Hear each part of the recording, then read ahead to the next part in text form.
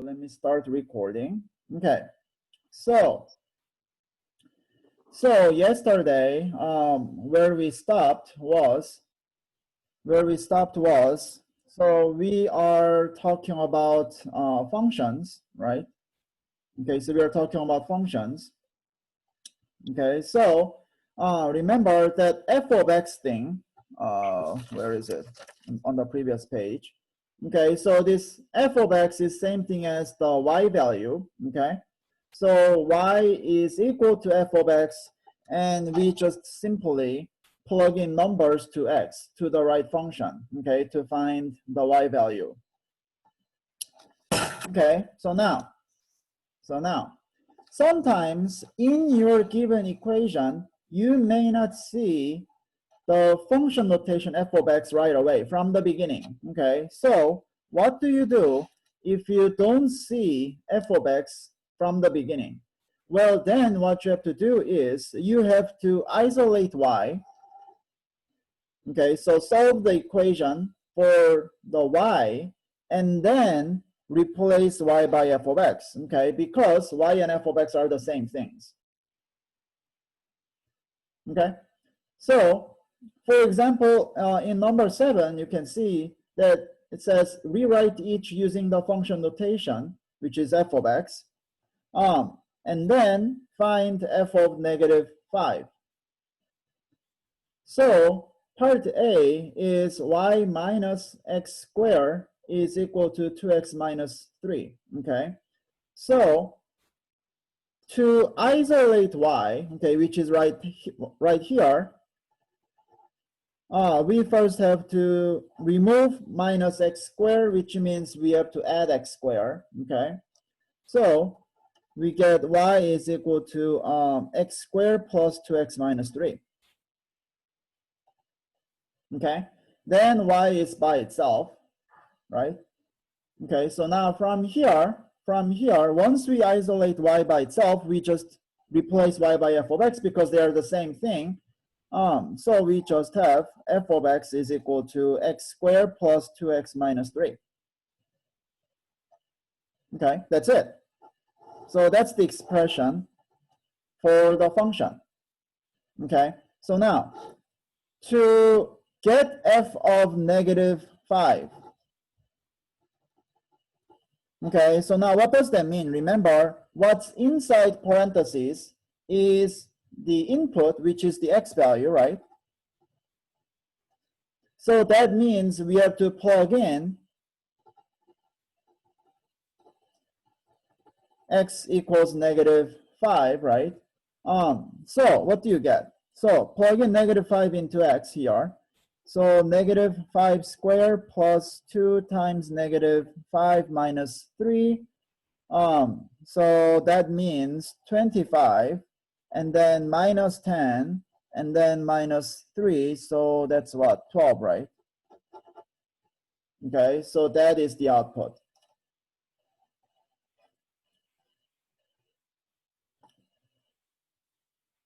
Okay, so now part B, 2x minus 3y is equal to 6. Okay, so now first we have to get y by itself, remember. So here's y. Okay, so how do you isolate y? So first we have to somehow remove that 2x in front, which means subtract 2x first, right? Okay, so now when you subtract 2x, so 2x like that, so what do you get? -3y on the left hand side. And now the right hand side is 6 minus 2x, right? However, I will write -2x plus 6, okay, backwards. And I will tell you why in a minute. Okay, and now to get y by itself, the next step is what? Divide by -3, right? Okay. Some people think that they have to add 3, but no, it's not addition because it's not -3 plus y, right? If it were, then yes, we would add 3, but it's -3 times y, so that's why we have to divide by -3, okay? So now, when you divide everything by -3, what do you get? So you get y is equal to -2x plus 6, everything over -3. Okay, so now y is by itself. Okay, so this is fine. This is fine. However,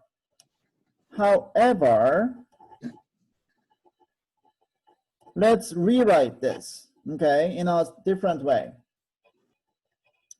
So how can we rewrite this? So first of all, I hope you have seen this kind of scheme before, but I think we have seen these two simple problems. I think I mentioned that in the past. So they are the same, right?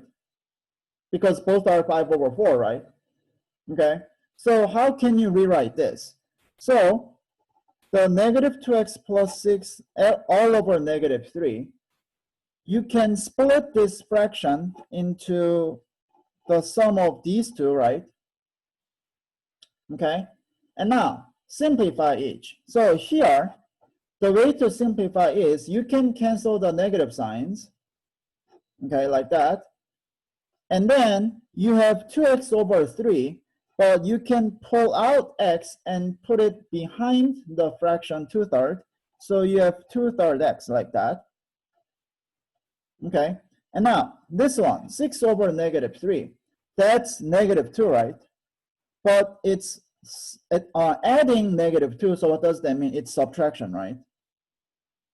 Okay, so it's 2/3 x minus 2. So in short, we have y equals 2/3 x minus 2.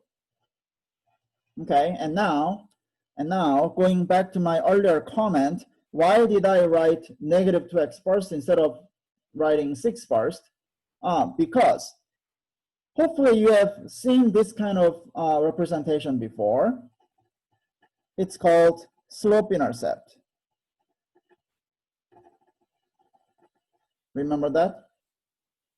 Okay, now remember slope-intercept form means what? Y equals mx plus b, right? Okay, so anyways, we will come across this slope-intercept form once again in section 2.4. However, until then, you just have to know how to rewrite this expression into something like this, okay? So now, that's not the end, because now what do we have to do? Replace y by f of x, because they're the same thing. So what does that mean? We have f of x is equal to 2/3 x minus 2. Okay, so that's a really simple task. Like once you write this in slope-intercept form, like you said, to replace y by f of x, that's all. And now, the final task is find out f of -5, okay? So what does that mean? We have to plug in -5 into x. So we have 2/3 times -5 and then minus 2, right? Okay, and now, what is 2/3 times -5? This one. What's that equal to?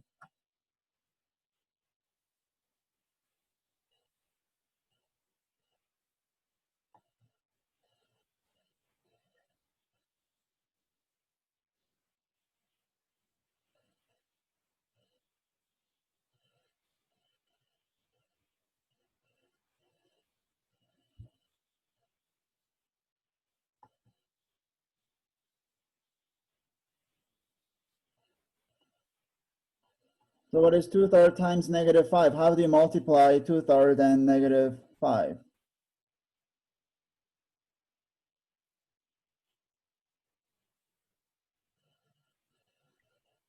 Least common denominator.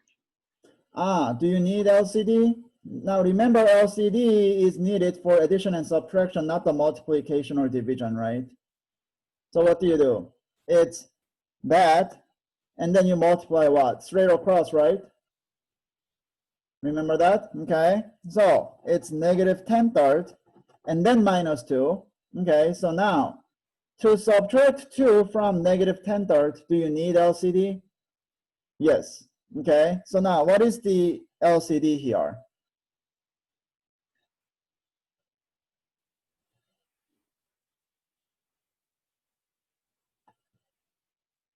What is the LCD? Is it 3? Yeah, 3. Okay, so now when you multiply 3 to where? The second fraction only, right? And then you simplify, what is the result?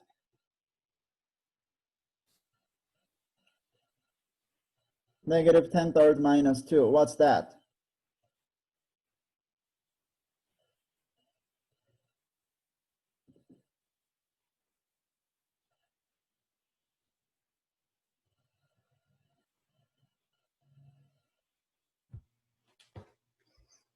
Is it going to be minus 6/3? 6/3? Very close, not 6. 4. 16, right? Yeah, negative 16/3. Okay, so yeah, fraction is important, even though most people hate it. Okay, so negative 16/3 is the answer. Okay, so now that's number 7. And then the last concept of the section. Last concept of the section. Okay, so I'll go to the next page. So the last thing that we'll do is called increasing, decreasing, and constant functions. Okay, so I guess I have to zoom out a little bit. Okay, so increasing, decreasing, and constant functions. So this is fairly easy to understand. And now we say that the function f of x is increasing if the graph is going up. Decreasing, the graph goes down.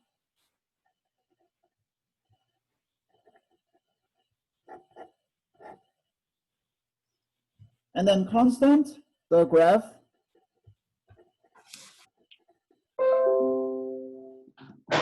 remains still. Okay. So now, what does remain still mean? It's the horizontal line, right? Okay. So again, they're really easy to understand, right? Because if the graph is going up, it's increasing. Going down, decreasing. That constant. So why do people struggle in these 3 concepts? Well, because the thing is, sometimes the graphs will have mixture of all of these 3 or some of these 3 phenomena.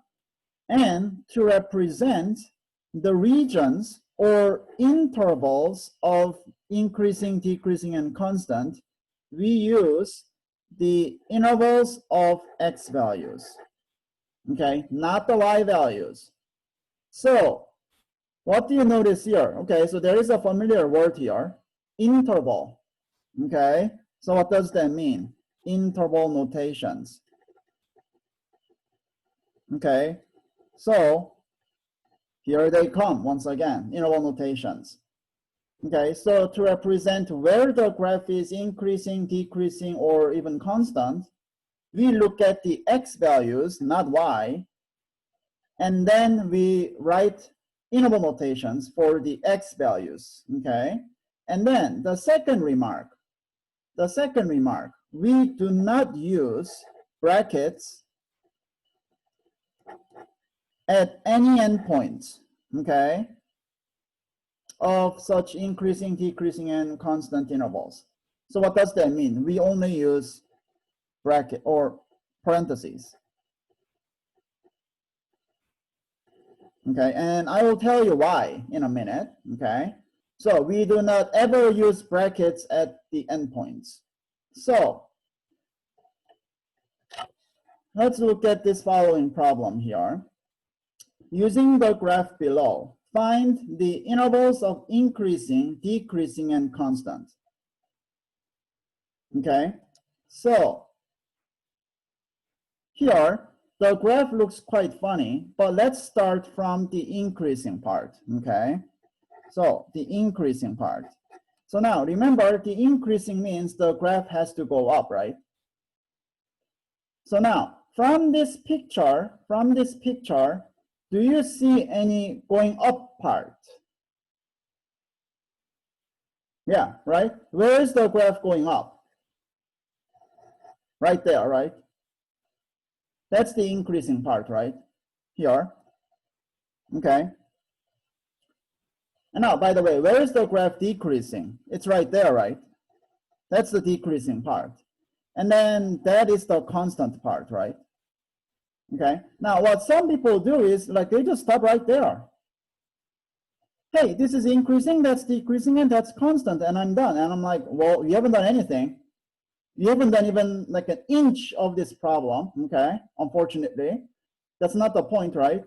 So you have to find the intervals of increasing, decreasing, and constant. So now remember, to find the domain and the range from the graph, we have used the minimum and the maximum x and y values, right? Remember that? Okay, so now we'll do the same thing here, but remember, we are not focusing on the y values. Why? Because we have to only look at the x values. So for this increasing part, what is the minimum and the maximum x?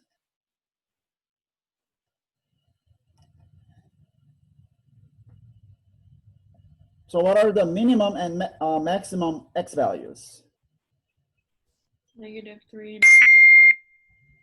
Yeah, -3 and -1, right? Okay, so -3 and -1. Okay, again, we are not looking at the y values here. So what is the interval notation then? Okay, so now since we shouldn't use any brackets, it's -3, -1 with all parentheses. Okay, and again, I will tell you why we cannot use brackets in a minute once we are done with this problem. Now, the decreasing part. Okay, so now decreasing means the graph is going down, which is right here. Okay, so now, where does the decreasing part start? For which x value? So what is the minimum x?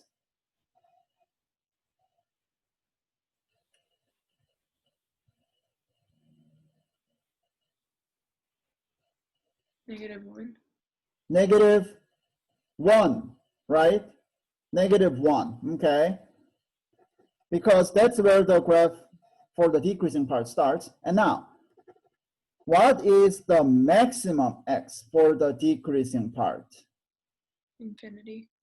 Positive infinity, yes. Do you see why? It's not +1, right? Because, yes, the graph stops at 1, but there's a like little arrow here, like arrowhead. Okay, so now what does that mean? The graph just keeps going down, right? Forever. Okay, so it gradually approaches positive infinity direction. So the maximum x is positive infinity. So what's the interval notation for the decreasing part? -1, infinity. And we still use parentheses everywhere, okay? And now the last one, the constant part. Okay, so now the constant means the graph has to be a horizontal line. Okay, so now that's the constant part. Now, what is the minimum x for this constant part?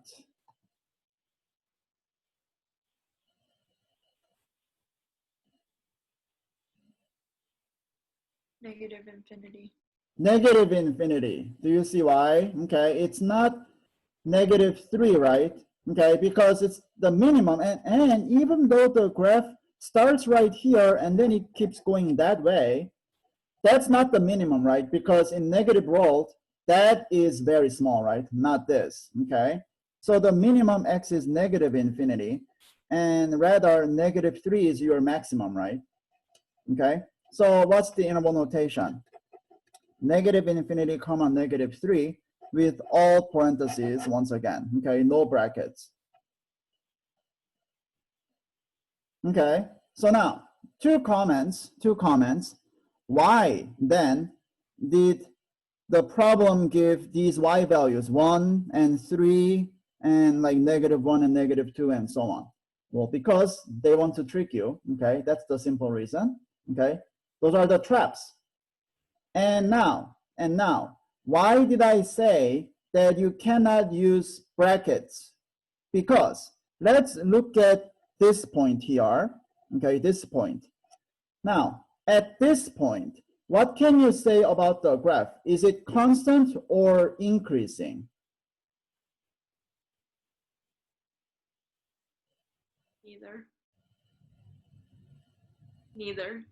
Neither, right? Yeah, some people will say constant, but then others who love to, make a dispute will say, no, it's increasing. Okay, I don't think so. So there's not an agreement, okay? And similarly, at this point, some people will say the graph is increasing and some other people will say the graph is decreasing. So there's no agreement, basically, okay? So at the transition points, it doesn't make sense to talk about increasing, decreasing, or even constant. Okay, so that's why we cannot ever use brackets. Okay, so that was the reason. Okay, can I go to the next page? Okay, so now number 9. Okay, so that's the last problem of the section. So the below graph shows the relationship between the number of gallons, G of t, of water in a swimming pool and time t in hours. Answer the followings. Okay. So this is again a word problem which people absolutely hate with passion, but this is not too bad actually. So is this the graph of a function? Okay, why? What's the reason? Passes the vertical line test. The vertical line test, right? Yes. Okay. So, yes, due to the vertical line test.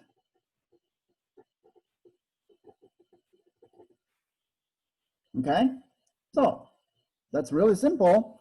And now, what is the domain of this graph? So now, remember the word domain means what? X value, right? Now here, there's no X. So are we in trouble? No, instead of X, what do we have? T, right? Okay, so instead of X, we have T. So what does that mean? We have to look at the minimum T and the maximum T, right? Okay, now what is the minimum T or mint?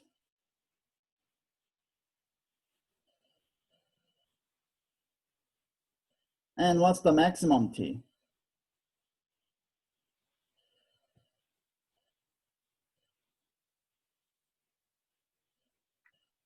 0 and 100.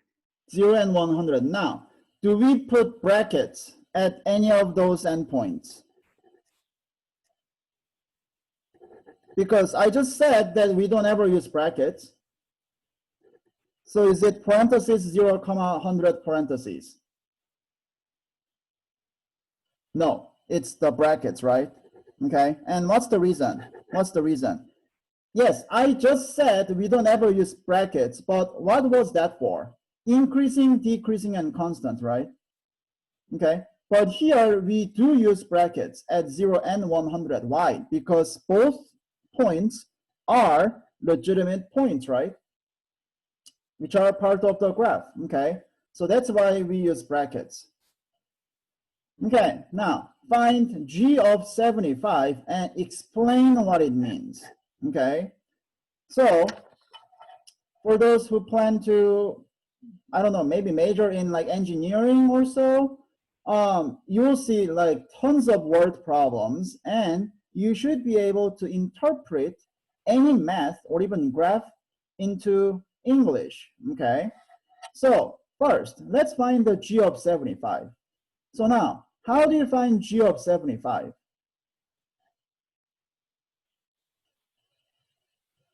What do you have to do? Find 75 on the t part and then find the corresponding g value. Right, yeah. So 75 is the x value, or here in this case, it's the t value, right? Okay, so where is the 75? Oh, it's right there. And to get the y value, we have to go up until we hit the graph, and then we get that value, right? Okay, so what is g of 75? G of 75 is equal to 2000, right? Okay, so now that's the first part, but what does this even mean? G of 75 equals 2000. So answer this expression within the context of what's going on in this problem. So what does this even mean in words? The number of gallons that will be in the pool after 75 hours. Right? So the T is the time in hours, and the output G of T is the gallons of water, right? Okay, so what does this mean? In 75 hours,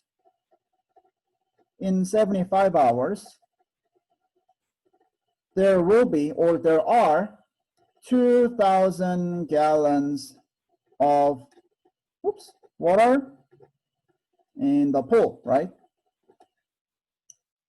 That's what it means, okay? And now, over what period of time is the water increasing and decreasing? Okay, so here comes increasing and decreasing once again. So increasing means what? The graph goes up. Decreasing means the graph goes down. Okay, so look at the graph. Is some portion of the graph going up or down? Yeah. Okay, now where is the graph going up? Here, right? Okay, so that's the increasing part. And where's the graph going down? Right there. Okay, so now what can you say about increasing then?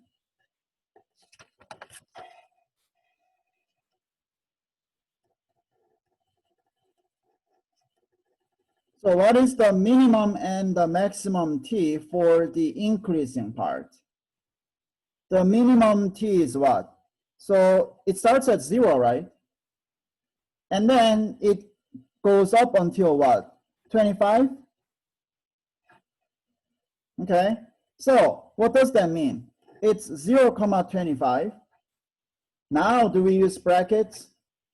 No, it's parentheses, right? Yeah, remember for the increasing and decreasing, we don't ever use brackets. And then constant, I'm sorry, decreasing. So where does the decreasing part start? So the decreasing part starts at what? 50, right? And then it ends at 75, okay? So that's 50, and the maximum is 75. So what does that mean? 50, 75, but still we do not use brackets, right? Okay, so that is the answer. So what does that mean in words? Strictly in between 0 hours and 25 hours. So that's the first 25 hours, right? And that's strictly in between 50th and 75th hours, right? Okay, so that's the period of decreasing. Okay, so any questions over increasing, decreasing, and constant? Okay, so that is the end of 2.3. And now we will go all the way to the end of chapter 2, 2.8. Okay, so now 2.8 is algebra of functions. Now, in your first, second, and maybe third grade, you have learned algebra, right? And maybe you don't remember. Obviously, I don't remember mine. But So what did you learn in your algebra class? How to add, how to subtract, how to multiply, and how to divide numbers, right? Yeah, maybe. Or maybe some of you were really brilliant and maybe you have learned like this like fancy function thing in your elementary school, but I don't know. Not me, because I was kind of stupid. Anyways, so at this point, adding, subtracting, dividing, and multiplying numbers is really easy. Why? Because you just have a calculator. Although you cannot use it. So here we will add, subtract, multiply, and divide functions. Okay, and that's quite fancy. So now here is the big definition box here. So suppose there are two functions, f and g.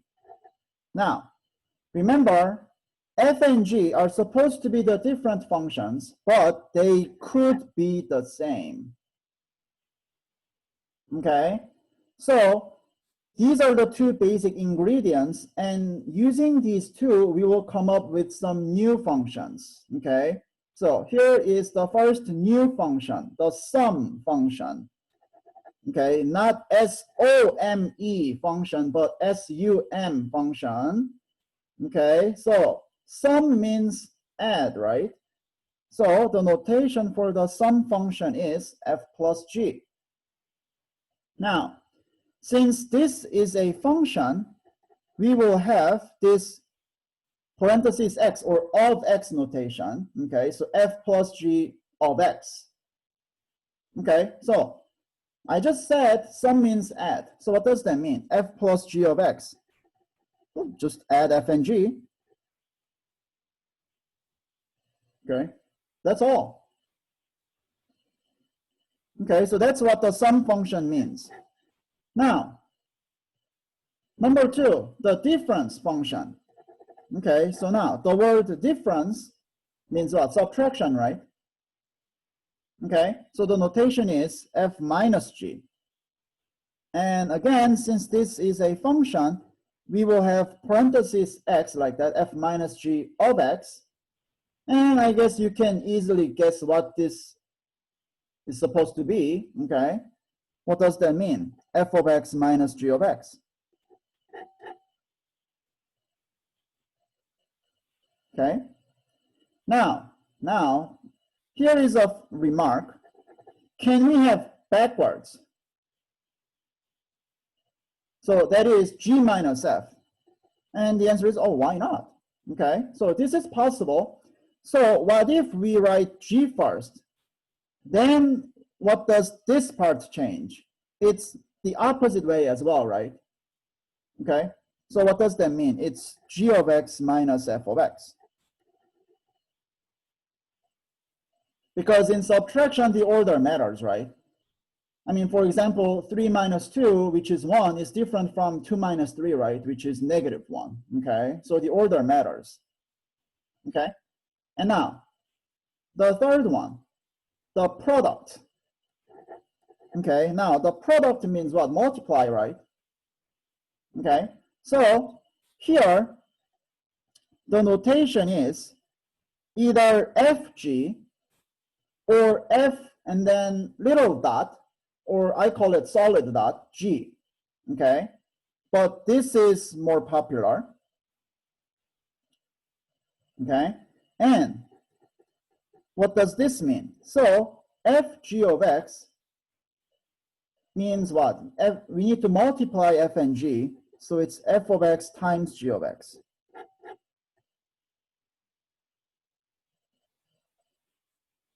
Okay? Now, remember earlier I said f and g can be the same. So we may also see ff. Now, what does ff mean? F times itself, right? Okay. Or gg. What does gg mean? G of x times itself, right? Okay. Because f and g could be the same, so ff or gg are fine. Okay. And now, the last one, the quotient function. Now, the word quotient means what? Fraction, right? Or division. Okay, so the notation is f over g. Okay, so what does that mean? F over g of x is same thing as f of x over g of x. F at the top and g at the bottom. Now, can we have g at the top and f at the bottom? Yeah, okay. So in this case, if we have g at the top and f at the bottom, we just have to put g at the top and f at the bottom. That's all. Okay. So now, these are the 4 new functions that we can come up from the 2 functions f and g. Now, however, I have not mentioned one part yet. And what is that? Simplify at the end. Okay, so there is something right after each definition. So for the sum function, you have to simplify at the end. Okay, same thing for the difference function. And simplify at the end simply means clear the parentheses. That's what this means, clear parentheses. Okay, and same thing here. Now, for the product, you can also simplify at the end. But here, how do you clear parentheses? You have to use the distribution or FOIL, right? Okay. Now, however, the neat thing about the quotient function is you do not have to simplify. Just put f or g at the top or at the bottom. That's all. Oh, wow. How nice is that? Okay. Now, the principle of the world says if something is nice, then some other things are not nice, right? The world is a mixture of good and bad things, not just good or not just bad things, right? Yeah, okay, so then what is not so nice thing about this quotient function? That. Okay, now, not just for the quotient functions, for these new functions, you will be asked to find the domains. But what is the worst part? That is the worst part. Finding the domain of the quotient function. That is kind of bad. Okay? So now let's look at,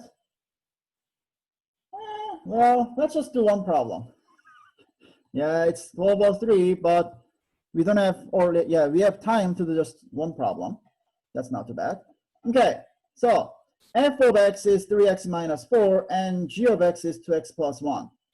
Find each. Okay, so now we'll do this tomorrow, but there are like 8 parts on this number 1, but we'll obviously like finish this number 1 tomorrow, but we'll just do first part, A, f plus g of 0. Now, f plus g, so that's the sum function, right? Addition. Okay, now, does this mean we have to add f and g and then plug in 0 to find this answer? And the answer is, yeah, that's fine, but you don't have to do that. Why? Because here, that is the number, which is the input, okay? And when input is a number, you do not have to find the new function, which is f plus g in this case. Why? What's the reason? Because, go back to the definition, okay? So remember, you have to find f plus g of 0 here. But go back to the definition of the sum function. Here it is. So what do you have? It's f plus g of x is f of x plus g of x. So what's the difference here? We have 0 for this part A, right? So what does that mean? Plug in 0 to x. So what do you have? 0 and 0 right here. Okay, so what does it say? This f plus g of 0 by definition is equal to f of 0 plus g of 0, right? Just simply replace x by 0, right? That's all. from the definition.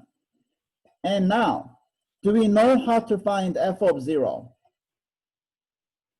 Yeah, right? Do we know how to find g of 0? Yeah. And now, do we know how to add? Of course, right? Okay, so now what do you have to do? Find f of 0. And what is f of 0? What's the value?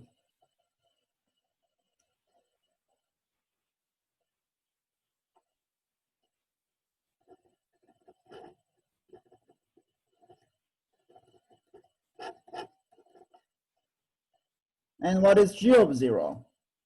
So what are f of 0 and g of 0?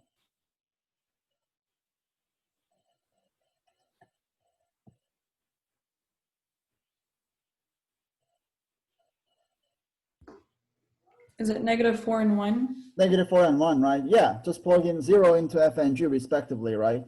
So -4 and 1. And now what do we have to do with these two numbers? Add, right? Yeah, okay.